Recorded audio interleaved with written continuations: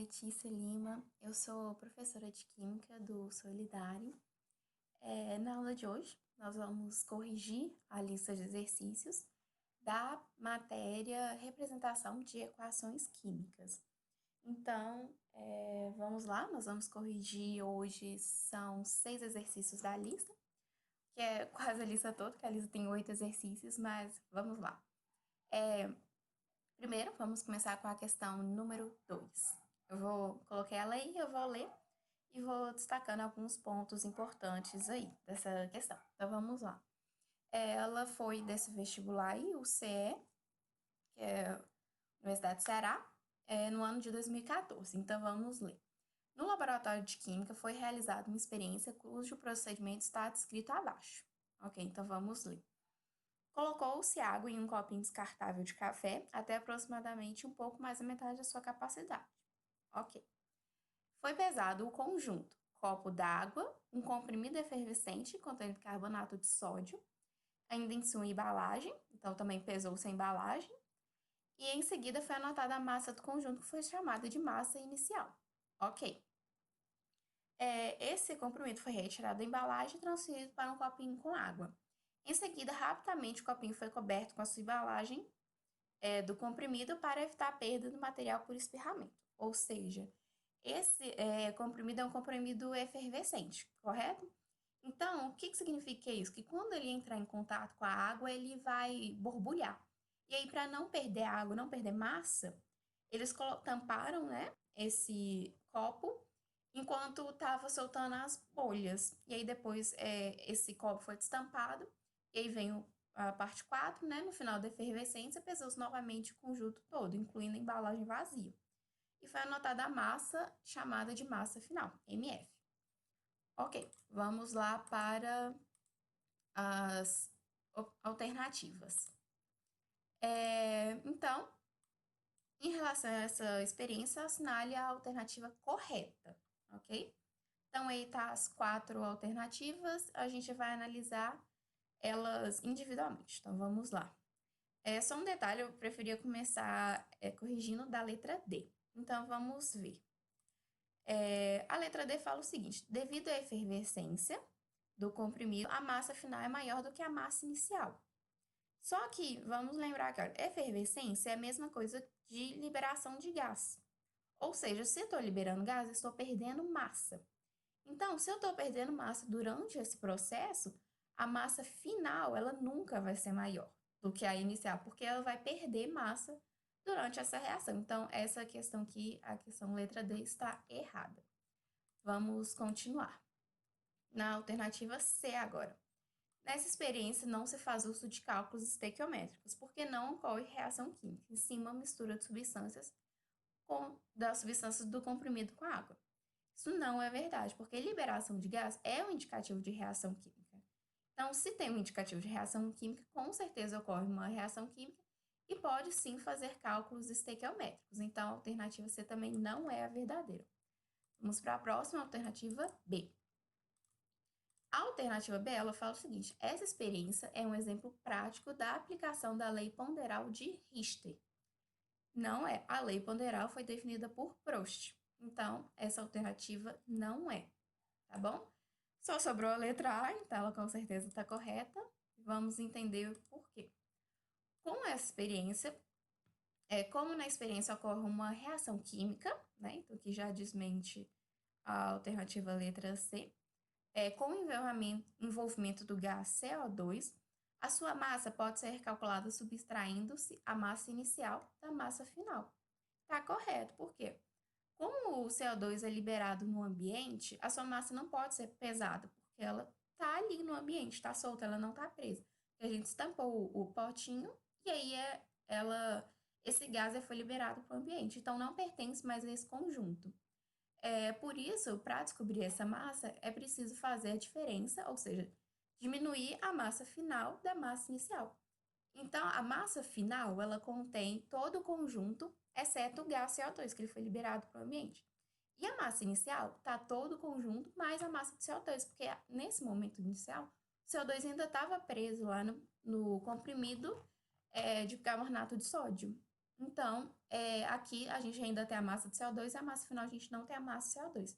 Se a gente fizer essa diferença, a gente vai achar a massa do CO2. Por isso, a alternativa correta é a letra A.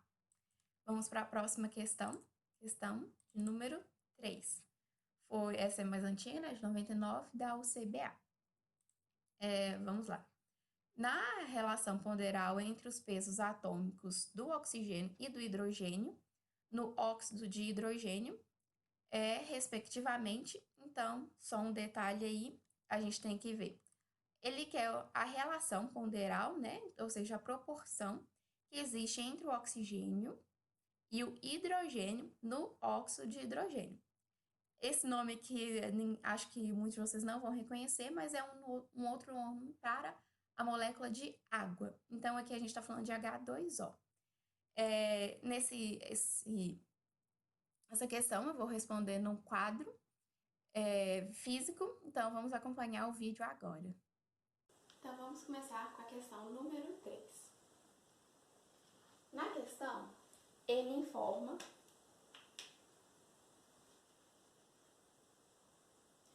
Então, vamos começar com a questão número 3. Na questão, ele pede a relação entre as proporcionalidades dos átomos da água, que são o oxigênio e o hidrogênio. Então, aqui, essa é a fórmula da água. A massa do oxigênio é 16 gramas por mol. Já a massa de cada hidrogênio vai ser 1 grama por mol. Porém, a gente tem que lembrar que são 2 hidrogênios. Então, a massa do oxigênio vai ser 2 gramas no total. Então, como que nós vamos achar a proporção entre o oxigênio e os hidrogênios? Eu sei que a massa do oxigênio é 16 gramas. E a massa de cada dos 2 hidrogênios são 2 gramas. Então, é só eu fazer essa divisão aí. Eu vou dividir por 2. Então, vai dar 8. Embaixo vai dar 1. Não dá para eu dividir mais e achar um número inteiro, porque se eu dividir por 2, aqui vai dar meio. Então, essa é a resposta. A proporção vai ser 8 para 1. Essa é a resposta letra E. Então, agora vamos para a questão de número 4. Essa questão é do vestibular da Unificado, no Rio de Janeiro, de 97. Essa questão diz o seguinte: de acordo com a lei de Lavoisier, quando fizermos reagir completamente em um ambiente fechado 1,12 gramas de ferro com 0,64 gramas de enxofre, a massa em gramas de sulfeto de ferro obtida será de... Aí tem as 5 alternativas e ele deu as massas molares, tanto do enxofre quanto do ferro. Então, novamente, eu gravei um videozinho corrigindo esse exercício. Então, vamos acompanhar aí.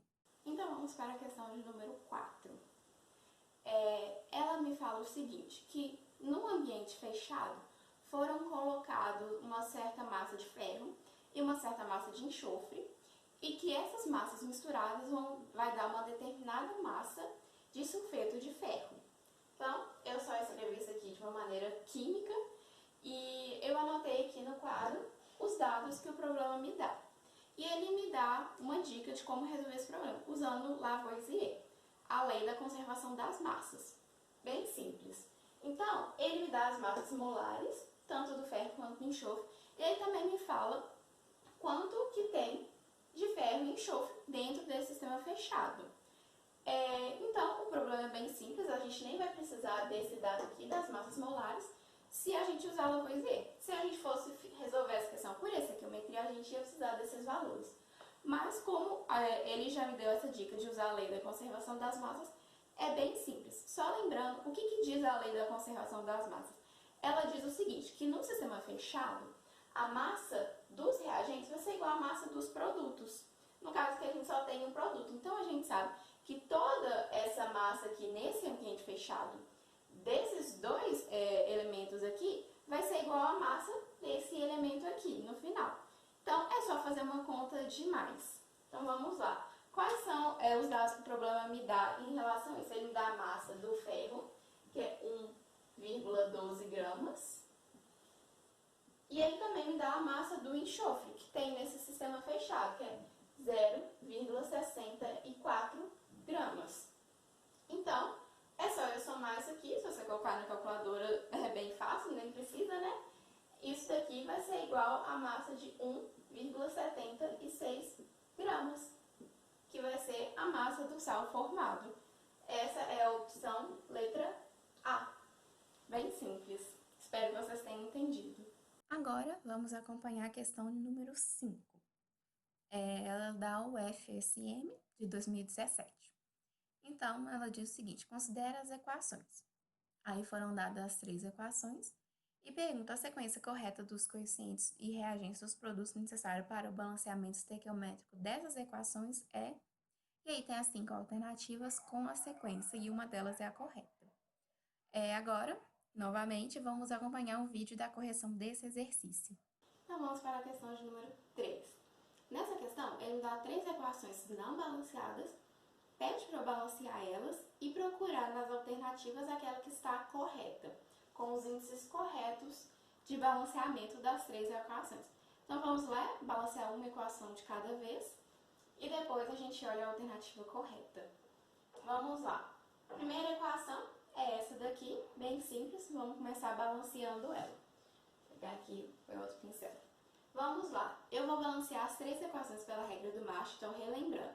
Primeiro, eu vou balancear os metais, depois ametais, tirando o carbono, que vai ser meu terceiro balanceamento, meu hidrogênio e, por último, o oxigênio.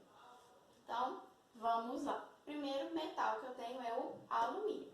Eu vou ver quanto que tem nos reagentes, quanto tem nos produtos e se precisar vou balancear eles. Então, vamos lá. Alumínio eu tenho 2 nos reagentes e nos produtos eu tenho 1. Então, eu preciso multiplicar por 2 aqui nos produtos. Só colocar o índice 2 aqui na frente desse elemento. Ok. Agora, eu vou para os ametais. No caso aqui, o ametal que eu tenho é o cloro. Aqui eu tenho 1 cloro e aqui eu tenho 6 cloros.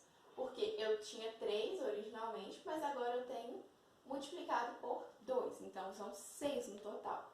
Por isso, eu preciso colocar 6 nos produtos. Só multiplicar aqui, ó. Beleza, agora o metal e a metal estão balanceados, vou para o carbono.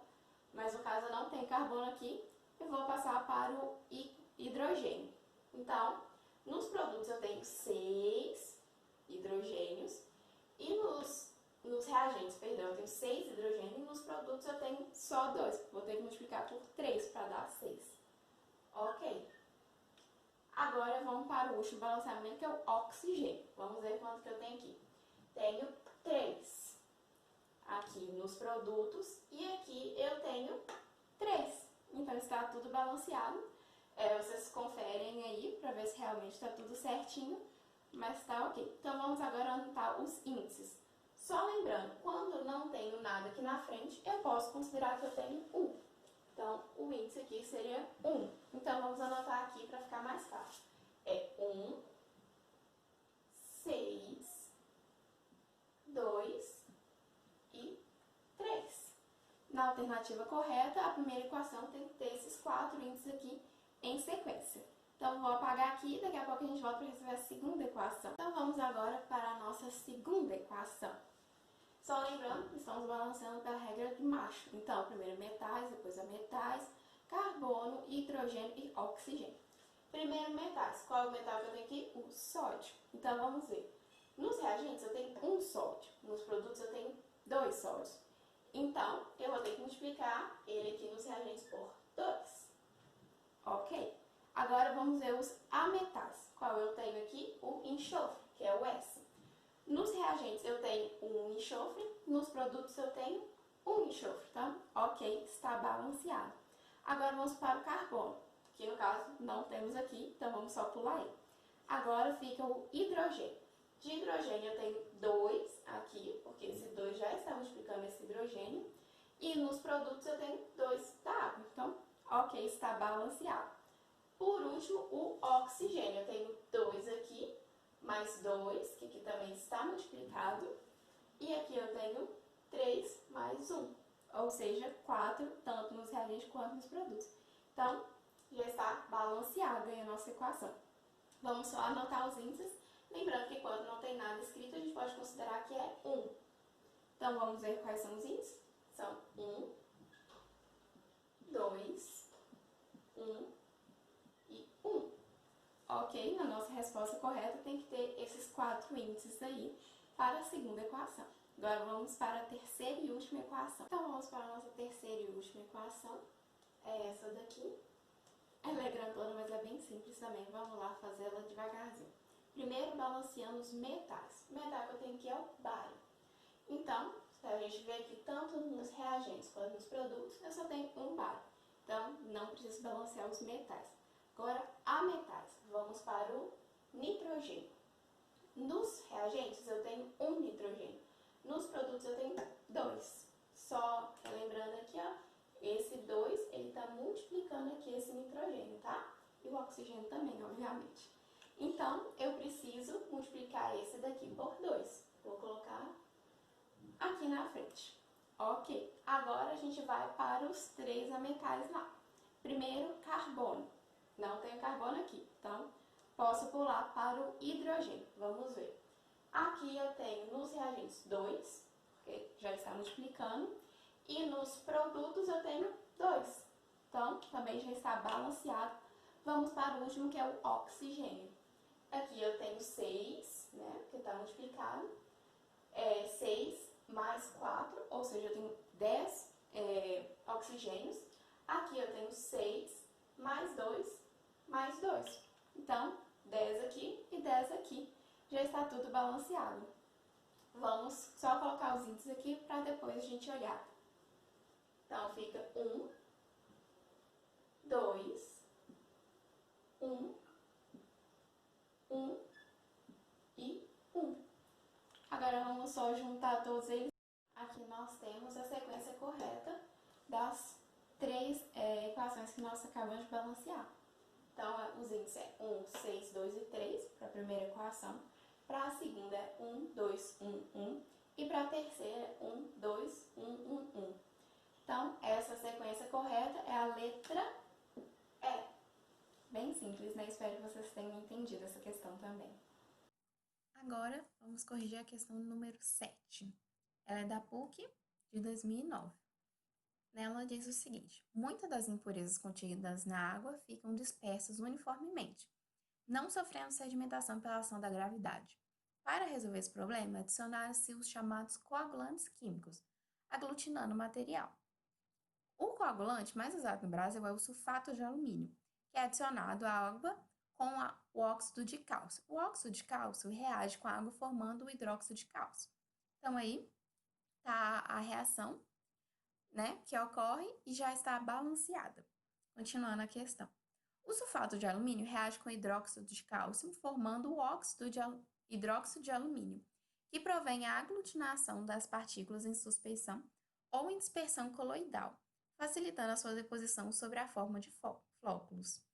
E aí tem a outra reação química que ocorre. Esse texto foi retirado, né, dessa fonte aí. Então, vamos para a pergunta. Se numa estação de tratamento de água for usado 1.000 kg de cal, qual será a massa utilizada de sulfato de alumínio para reagir completamente?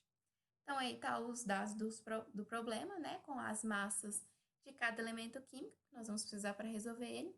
E como nas outras questões, eu novamente fiz um vídeo e vamos acompanhar aí a correção. Então, vamos agora para a questão de número 7. Nessa questão, ele coloca um texto sobre o tratamento de água e ele dá 2 equações. Aí, primeiro do uso da cal, do óxido de cálcio, a segunda do sulfato de alumínio. E na pergunta ele pede a relação entre a cal e o sulfato de alumínio, porque ele pergunta se eu usar 1.000 kg de cal, quanto que eu vou precisar de sulfato de alumínio? Então, a gente vai resolver isso aqui. Primeira parte, a gente tem que analisar no problema.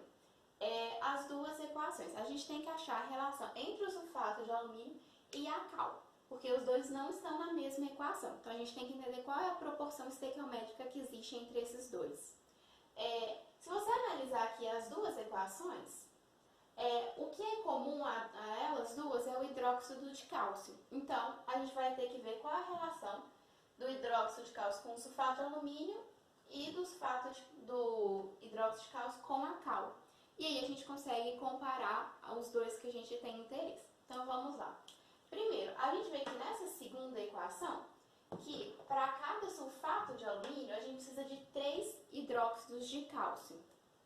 E aqui em cima, para cada mol de cal, a gente só precisa de 1 de hidróxido de cálcio. Então, para a gente ter essa mesma relação, vamos multiplicar essa equação daqui de cima por 3. Porque aí, esse número aqui do hidróxido de cálcio vai ser o mesmo para as duas equações. E aí a gente vai poder comparar essas duas substâncias aqui, que é o que nós queremos. Então, vamos só multiplicar aqui, colocar o índice 3 para todos. Só lembrando que antes aqui o índice era 1, eu multipliquei por 3. E agora o índice de cada substância na primeira equação vai ser 3. Então, agora a gente já consegue saber a relação entre essas duas substâncias. Na primeira, para cada mol de sulfato de alumínio, eu preciso de 3 mols de cal. Então, essa é a relação que eu vou precisar aí. E aí, ela pede essa relação pela massa. Então, eu preciso comparar a massa dessas duas substâncias. E eu vou usar, primeiro, a massa molar. No problema, ele não deu a massa molar calculada, mas ele deu a massa molar de cada item aqui, de cada átomo. Então, para achar a massa molar tanto da cal quanto do sulfato de alumínio, é só eu somar tanto a massa do cálcio quanto do oxigênio, que o oxigênio, o enxofre e o alumínio. Só somar essas massas. E aí a gente acha essas massas molares aqui, dessas duas substâncias, que eu já fiz essa soma. Então, eu vou escrever aqui, olha. Para cada mol, eu tenho essa massa aqui, olha, tá vendo? De alumínio, 342 gramas. Para o sulfato de alumínio. Só que quando a gente vê na cal, eu tenho que multiplicar a massa dele por 3, porque a massa aqui, olha, é para 1 mol, tá vendo? É 1 grama por mol. Aqui eu tenho 3 mols, então vai ser 56 vezes 3. Esse valor que eu já calculei, ele vai dar 168 gramas. Ok. Agora a gente só pega esses problemas e faz uma regra de 3. Eu vou dar uma pausa aqui para eu apagar 4 e a gente volta com a regra de 3. Então, voltamos aqui com o quadro já alterado. Eu apaguei aquelas expressões e eu coloquei aqui a relação que a gente tinha feito. Para 1 mol de sulfato de alumínio, nós precisamos de 3 mols de cal. E aí, a relação entre as massas, né? Para cada 342 gramas de sulfato de alumínio, nós precisamos de 168 gramas de cal. Agora, o dado que o problema me deu, ele me deu. Se eu tiver 1000 quilos de cal, quantos quilos eu vou precisar de sulfato de alumínio? Então, coloquei aqui a regra de 3 com as massas, e aqui. Então, é só fazer, multiplicar esse valor por esse valor por esse, e a gente chega no seguinte resultado, que x é igual a 2.035 quilogramas. Porém, se vocês analisarem as opções, não existe essa opção. E aí a gente vai passar isso aqui para tonelada. 1 tonelada é igual a 1000 quilos. Então, aqui vai dar, arredondando, né? Vai dar 2,04 toneladas. Essa vai ser a opção letra C. Então, isso aí, eu espero que vocês tenham entendido essa questão. Agora, a nossa oitava e última questão. Ela também é da PUC, só que é de 2012. O texto é o seguinte. Uma indústria química produz ácido nítrico a partir da reação do gás amônio com uma solução de ácido sulfúrico, de acordo com a equação não balanceada. Atente-se a esse detalhe. Essa equação aí não está balanceada. Então, esse vai ser um passo que nós vamos ter que tratar durante a correção. Continuando. Tendo conhecimento de que no processo reage completamente 4.480 litros de gás amônio, calcule em quilograma a massa de ácido nítrico produzida, sabendo que o rendimento da reação é igual a 80%. E aí tem os dados das massas molares que vamos precisar aí para a correção do problema. Novamente, eu fiz um outro vídeo, então vamos acompanhar a correção. Então, vamos para a oitava e última questão. Nessa questão, o problema trata da obtenção industrial de ácido nítrico, que é HNO3, a partir de amônia, que é NH3. Ele conta, né, qual é a reação que ocorre, que é essa daqui, e no problema não está balanceado, mas eu já coloquei balanceado aqui só para agilizar a nossa correção. Se você tiver alguma dúvida de como balancear, é só mandar na plataforma ou olhar na internet, tá? E então, vamos lá. Nessa questão, tem duas coisas que a gente não pode deixar de observar, que são muito importantes. Primeiro, a amônia é um gás, então aí ele informa, né, a quantidade em litros de amônia que tem para obter todo o ácido nítrico que a indústria quer. Só que tá em gás, tá em litros, né? Então, a gente precisa lembrar de um conceito muito importante que a gente viu na aula, que é do volume molar. O que é o volume molar? É o volume que todos os gases têm em 1 mol. Então, todo mol de gás ocupa um certo volume. Esse volume, em condições normais de temperatura e pressão, ou seja, a 25 graus Celsius e a 1 atm, todo gás vai ocupar o volume de 22,4 litros. Cada mol desse gás vai ocupar 22,4 litros. Então, esse é um dado muito importante que a gente vai precisar para achar a estequiometria depois. A outra coisa muito importante que a gente tem que saber é que a questão fala em rendimento. Ou seja, no mundo teórico, toda a amônia seria transformada em ácido nítrico. 100% da amônia seria transformada em ácido nítrico. Só que na realidade, na indústria, não é 100% da amônia que faz isso. Na questão, ele informou que só 80% da amônia é transformada em ácido nítrico. Então, essa é uma informação que a gente vai ter que fazer depois, porque a resposta não pode ser a partir de 100% de amônia, tem que ser a partir de 80% da amônia. Então, por isso, a gente vai fazer duas regras 3 para ver exatamente essa questão. Primeiro, a gente vai ver o valor teórico, que seria se 100% da amônia fosse convertida em ácido nítrico, e a segunda vai ser para a gente pegar esse valor de 100% e transformar em 80%, que aí vai dar a nossa resposta. Então, vamos lá. Primeiro passo da estequiometria é escrever a equação, que já está aqui. O segundo é balancear, que eu já fiz. O terceiro é a gente montar a regras 3 com os dados do problema. Então, vamos lá. Quais são os dados que o problema me dá? Analisando aqui a equação balanceada, a gente percebe que a proporção entre a amônia e o ácido nítrico é de 1 para 1. Ou seja, a cada 1 mol de amônia que nós temos, vai ser gerado 1 mol de ácido nítrico. Ok, essa é uma coisa que a gente tem que ter muito na cabeça. Então, vamos escrever aqui, ó. 1 mol de NH3 vai gerar 1 mol de HNO3. Beleza, essa é a primeira proporção que a gente precisa ter na cabeça. Depois, a gente precisa relacionar a amônia com o ácido nítrico. Só que a gente tem que reparar uma coisa. A amônia, como eu falei, ela está em gás. E o ácido nítrico, ele é um sólido aquoso. Aqui, um sólido dissolvido na água. Então, a amônia vai ser dada em litros. E o ácido nítrico vai ser dado em gramas. Então, a gente precisa saber qual é a massa do ácido nítrico que tem em 1 mol, ou seja, qual é a massa molar do ácido nítrico. Para isso, a gente vai pegar os dados que o problema deu também, da massa molar de cada átomo, ou seja, ele deu do hidrogênio, do nitrogênio e do oxigênio. A gente tem que somar essas 3 massas molares, só lembrando aqui que o oxigênio é repetido 3 vezes, então a gente soma tudo e acha a massa molar. Eu já fiz essa conta para acelerar a nossa correção, dá, deixa eu conferir aqui, 63 gramas por mol. Já o volume molar da amônia, a gente já tem, né, que é CNTP, então eu vou colocar aqui 22,4 litros por mol. Então, essa é a relação. Eu sei que a cada 22 litros da amônia são geradas 63 gramas de ácido nítrico. E a partir daí a gente pode fazer terminar de fazer a regra de 3 com os outros dados que o problema deu. O que ele me deu? Que na indústria eu tenho disponível 4.480 litros de amônia. E ele pergunta qual vai ser o valor gerado de ácido nítrico. Então, é só fazer essa regra de 3 aqui, multiplicar esse valor por esse, e a gente chega no seguinte resultado, que vão ser gerados 12.600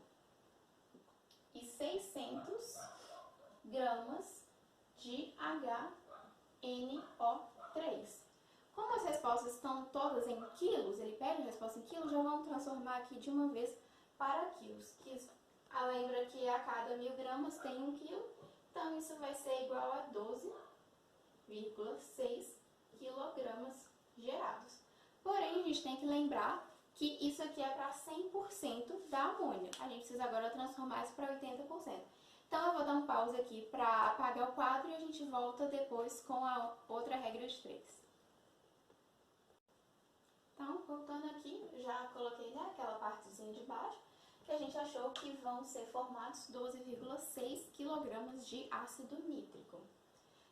Então, isso aqui é para 100% se a reação ocorresse com 100% da amônia. Só que aí, no problema, ele falou que, na verdade, o rendimento não é de 100%, é de 80%. Então, a gente quer descobrir esse valor aqui, olha, de massa para 80%. Então, X vai ser igual a 10,08 quilogramas. Então, essa é a resposta para 80%. Isso daqui vai ser a letra D da nossa questão. Então, eu espero que vocês tenham entendido essa questão e muito obrigada pela atenção.